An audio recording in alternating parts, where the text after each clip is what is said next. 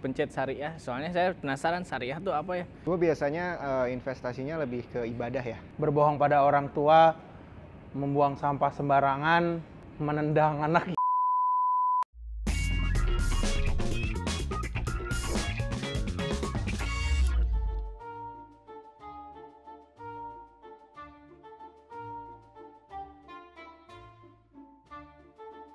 Halo, saya Nia, di Bibit sebagai Financial Mentor. Nama saya Bintang, pekerjaan saya tukang bikin video.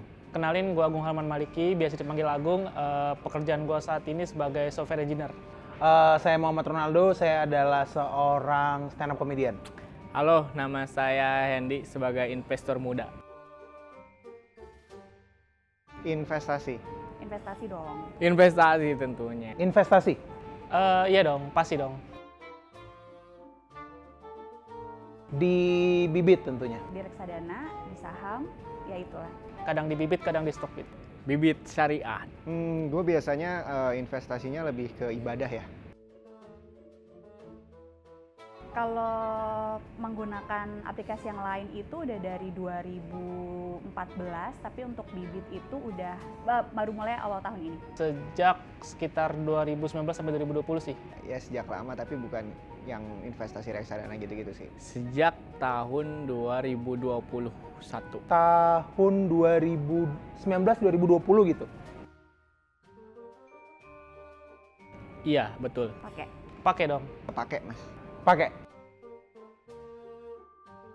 Mungkin supaya investasinya lebih berkah. Lebih ke karena untuk mengurangi dosa-dosa aja sih. Dosanya apa biasanya? Berbohong pada orang tua, membuang sampah sembarangan, menendang anak.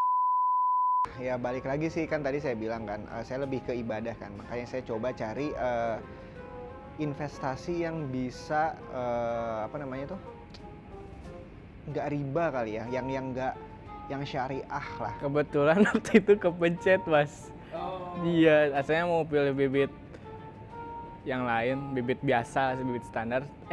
Pencet syariah, soalnya saya penasaran syariah tuh apa ya. Pencet-pencet, ternyata kepilih. Kan bisa di-refund duitnya. Terlanjur. Kalau kata orang, kalau udah nyebur, ya udah basah kuyup. Saya sih lebih seneng kalau awalnya tuh karena pakai banknya juga syariah, terus kebetulan di Bibit itu fiturnya bisa di checklist untuk yang preferensi syariah gitu. Jadi ya udah itu lebih gampang dan ya udah memang saya pakai gitu. Nggak susah sih. Enggak kok, kan karena ada preferensi syariah itu. Enggak sih. Enggak sih, karena kan kalau kita pakai aplikasi Bibit ya, kalau kita udah aktifin mode syariahnya itu bakal langsung ketemu tuh reksadana mana aja yang syariah gitu. Alhamdulillah rutin. Dibilang rutin enggak juga sih, karena kan selain aku investasi kan aku juga siapin dana darurat ya. Rutin, saya biasanya sebulan sekali sih. Rutin. Saya rutin nabungnya. Aku tuh ada kayak coba-coba gitu. Jadi per hari itu 10.000. Kurang lebih itu sekitar 1 sampai 2 juta sih, tergantung bibit promonya juga. Kalau buat investasi gitu-gitu kayak orang lain nggak perlu tahu ya mas ya gitu. Jadi mungkin hanya saya dan Tuhan aja yang tahu gitu sih mas. Sekarang sih masih di angka 5 sampai 6 per bulannya. Rutin. Biasanya? Sebulan sekali setelah Jumatan. Pakai bibit syariah sih sejauh ini ya pengalamanku sih masih dapat untung. Untung? Ya pengalaman saya sih bisa ya mas ya. Jadi mungkin nanti di akhirat juga mungkin ada tuh keuntungannya juga. Meskipun naiknya pelan tapi cenderung naik terus dibanding dengan reksadana yang saham. Makanya kita harus tahu tujuan kita tuh apa. Tergantung kita kan reksadana, terutama aku biasa pilih itu reksadana saham ya. Kan saham itu seperti biasa kan kayak fluktuatif tuh, kadang untung kadang enggak sih. Cuman biasanya yang syariah itu emang enggak sebanyak saham-saham biasanya sih, kayak blue chip kayak bank gitu, misalnya bank BCA atau gimana gitu. Haji mas. Selama belum ada keperluan biasanya akan diputerin lagi. Bakal aku tarik dan mungkin untuk masa depan seperti jalan-jalan atau buat nikah kali ya. Itu 2,5%-nya saya potong lagi untuk saya sedekahkan biasanya gitu. Sama sekali-kali.